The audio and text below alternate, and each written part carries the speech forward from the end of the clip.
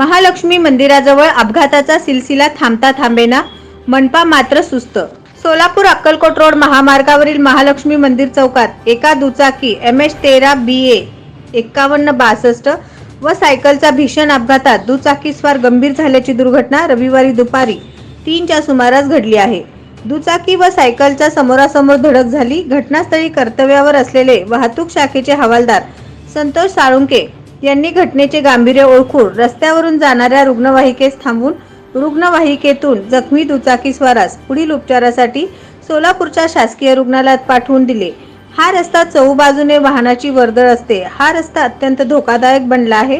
रोज छोट्या मोठ्या प्रमाणात अपघात होत असतात। याची दखल घेऊन या चौकात सिग्नल व गतिरोधक बसवा म्हणून महाराष्ट्र कामगार सेनेच्या वतीने रास्ता रोको आंदोलन केले होते। 1 महिन्याच्या आत सिग्नल यंत्रणा बसवण्यात येईल असे मनपाकडून सांगण्यात आले।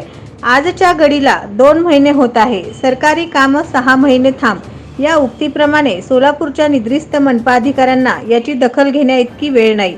एखादा मोठा अपघात होऊन जीवितहानी झाल्यास जबाबदार कोण? कोणाचा जीव गेल्यावर अधिकारी जागे होणार का?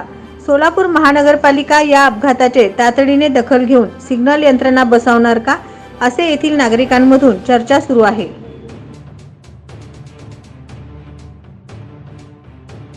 नवनवीन बातम्या पाहण्यासाठी SB न्यूज चॅनलला लाईक करा, शेअर करा, सबस्क्राइब करा।